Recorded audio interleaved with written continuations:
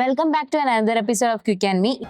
All Kerala cameraman അസോസിയേഷന്റെ nature camp ഓട്ടോടെ നടത്തുകയുണ്ടായി. പള്ളിയിൽ ഞാൻ വികാരിച്ചിനായിട്ടിരിക്കുകയായിരുന്നു.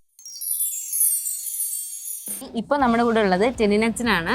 അപ്പോൾ അച്ഛൻ എങ്ങനെയാണ് ഈ ഫോട്ടോഗ്രാഫി ഫീൽഡിലോട്ട് വന്നത്? കാരണം ആരും ഞാൻ അങ്ങനെ അധികം കണ്ടിട്ടില്ല കേട്ടോ അച്ഛന്മാർ ഫോട്ടോഗ്രാഫി ഫീൽഡിലുള്ളത്. എൻ്റെ ഫസ്റ്റ് ഒരു എന്താ പറയുക എന്നെ എക്സൈറ്റ് ചെയ്ത ഒരു വിഷയമാണ്. അപ്പോൾ എങ്ങനെയാണ് ഫോട്ടോഗ്രാഫിയിലോട്ടുള്ള ഒരു ട്രാവൽ? പഠിക്കുന്ന കാലത്ത് തന്നെ കുറച്ച് ഫോട്ടോഗ്രാഫിയായിട്ട് ബന്ധപ്പെട്ട കാര്യങ്ങളൊക്കെ കോമൺ ആയിട്ട് ഞങ്ങൾ ചെയ്യാറുണ്ടായിരുന്നു. കുറച്ച് വരയ്ക്കലും കുറച്ച് ആർട്ട് കാര്യങ്ങളൊക്കെ ചെയ്യുന്നുണ്ടായിരുന്നു. അതുമായിട്ട് ബന്ധപ്പെട്ടാണ് നമ്മൾ ചെറിയ ക്യാമറയൊക്കെ മേടിച്ച് സ്വന്തമായിട്ട് കുറച്ച് ഫോട്ടോസൊക്കെ എടുത്ത് സന്തോഷിച്ചിങ്ങനെ നടക്കുകയായിരുന്നു. ആ സമയത്താണ് വട്ടവട എന്ന സ്ഥലത്ത് ഒരു പള്ളിയിൽ ഞാൻ വികാരിച്ചിനായിട്ടിരിക്കുകയായിരുന്നു. ആ സമയത്ത് ഓൾ കേരള ക്യാമറമാൻ അസോസിയേഷൻ്റെ അസോസിയേഷൻ്റെ ഒരു നേച്ചർ ക്യാമ്പ് ഓട്ടോടെ വെച്ച് നടത്തുകയുണ്ടായി. അങ്ങനെ 3 ദിവസം ഈ പ്രധാനപ്പെട്ട നല്ല കഴിവുള്ള അസോസിയേഷൻ ഏറ്റവും പ്രധാനപ്പെട്ട ആളുകളുടെ കൂടെ 3 ദിവസം സ്പെൻഡ് ചെയ്യാനായിട്ട് എനിക്ക് പറ്റി എന്നുള്ളത് എൻ്റെ ജീവിതത്തിലൊരു വലിയ സന്തോഷമുള്ള ദിവസമായിരുന്നു. അങ്ങനെ കൂടുതൽ അതിനെക്കുറിച്ച് അറിയാനും പഠിക്കാനും ഒക്കെ ഒരു നല്ല അവസരം എനിക്കുണ്ടായി. അതുപോലെ തന്നെ അവരെന്നെ ഒത്തിരി മോട്ടിവേറ്റ് ചെയ്തു.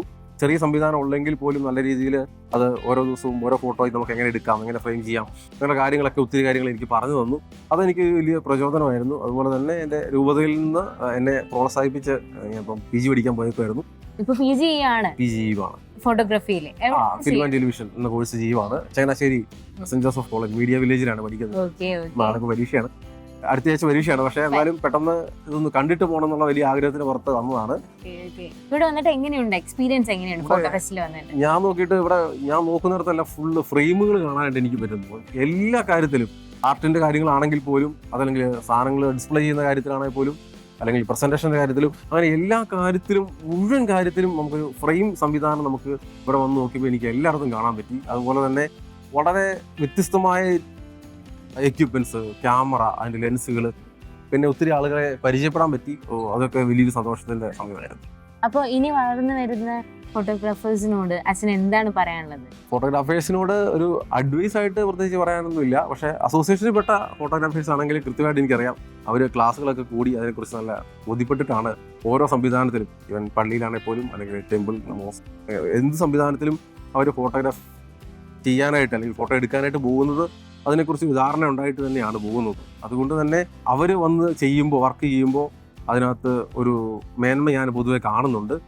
അതുപോലെ തന്നെ അവർ അതിന് വർക്ക്ഷോപ്പും മറ്റു കാര്യങ്ങളൊക്കെ അവർ പങ്കെടുക്കുന്നുള്ളത് കൊണ്ട് തന്നെ ഇതിനെക്കുറിച്ച് ഒരു ധാരണയായിട്ടാണ് അവരെല്ലാ കാര്യത്തിനും വേണ്ടി വരുന്നത്. അതുകൊണ്ട് വർക്ക് ചെയ്യുന്നതിലല്ല, വർക്ക് ചെയ്യുന്ന സ്പേസിൽ അവരെങ്ങനെ ആയിരിക്കണം എന്നുള്ളതിനെക്കുറിച്ചും അവർക്കൊരു ധാരണയുണ്ട്. അല്ലാത്തവർക്കാണെന്ന് തോന്നുന്നു അതിനെക്കുറിച്ച് ധാരണക്കുറവുള്ളത്. അതുകൊണ്ട് നമ്മൾ എവിടെയായിരിക്കുന്നോ ആ സ്ഥലത്തെയും അവിടുത്തെ സംവിധാനങ്ങളെയും നമ്മൾ റെസ്പെക്ട് ചെയ്യാനായിട്ടുള്ളൊരു മനസ്സുണ്ടായാൽ എല്ലാവർക്കും കൂടുതൽ നല്ല അഭിപ്രായമുള്ളവരായി മാറാൻ പറ്റും. ഒരുപാട് നന്ദിയുണ്ട് ഇത്രയും ഇൻഫോർമേറ്റീവ് ആയിട്ടുള്ള വീഡിയോ തന്നീനെ. അപ്പം it's me Devi signing off.